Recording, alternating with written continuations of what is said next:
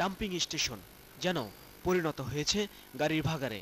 লতাপাতায় জড়িয়ে নষ্ট হয়ে গেছে অনেক গাড়ির অবকাঠামো। তারপরও এখানেই পড়ে আছে বছরের পর বছর।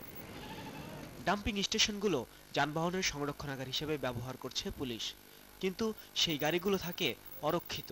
মামলা চলে আর গাড়িগুলো পড়ে থাকে খোলা আকাশের নিচে, রোদ ঝড় বৃষ্টিতে। পড়ে থাকতে থাকতে অনেক গাড়ি হারিয়েছে তার আসল চেহারা। অভিযোগ আছে গাড়ির যন্ত্রাংশ চুরিরও। মাঝখানের মধ্যে থাকলে মনে করেন যে সমস্যা হয়ে যায়, ইঞ্জিনের সমস্যা হতে পারে। মাঝখানে থাকলে পরে তখন ইঞ্জিন মনে হয় কাজ করাতে হবে, তখন প্রচুর টাকা খরচ হবে। আমাদের অর্থনৈতিক যেভাবে ক্ষতি হয় সেই রকম আর ড্রাইভারের ওনারও আর্থিকভাবে ক্ষতি। এখন অনেক কষ্ট করে আর কি গাড়িটা বের করা হয়েছে। মামলার আলামত হিসেবে জব্দ করা শত শত গাড়ি ডাম্পিং স্টেশনগুলোতে এভাবেই পড়ে আছে যুগের পর যুগ। খুলে খুলে পড়ছে গাড়ির পার্টসগুলো। ক্ষতি হচ্ছে কোটি কোটি টাকার সম্পদ। তাহলে এভাবে কি নষ্ট হবে মামলার আলামত?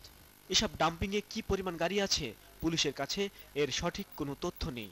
পুলিশ কর্মকর্তারা বলছেন মামলার দীর্ঘসূত্রিতা আর মালিক না আসায় দীর্ঘদিন পড়ে থাকায় নষ্ট হচ্ছে মামলার আলামত। আলামতের গাড়িতে আমাদের খুব একটা সংরক্ষণ বা রক্ষণাবেক্ষণের খুব একটা করতে চাই না আমরা, এই কারণে যে কোনো আলামত যদি রিফায়ার করা হয় বা গাড়িকে যদি সংস্কার করা হয় তাহলে সেই আলামতটা প্রথমে যেভাবে ছিল সেভাবে থাকবে না। অনেক সময় মামলা নিষ্পত্তি হওয়ার পরও কেন মালিকের কাছে গাড়ি পৌঁছে দেওয়ার ব্যবস্থা নেওয়া হয় না, প্রশ্ন ছিল এই পুলিশ কর্মকর্তার কাছে। মামলার কারণে অ্যারেস্টের ভয় থাকে, সেই লোকজন আদালতে যান না।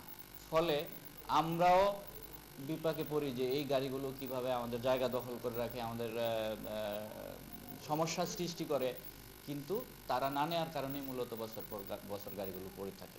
অনেক মামলা নিষ্পত্তি হয় কিন্তু খোঁজ থাকে না মালিকের। ততদিনে সেই মূল্যবান গাড়ি পরিণত হয় লোহালক্করে। সাজিদ হিটলার, ৭১।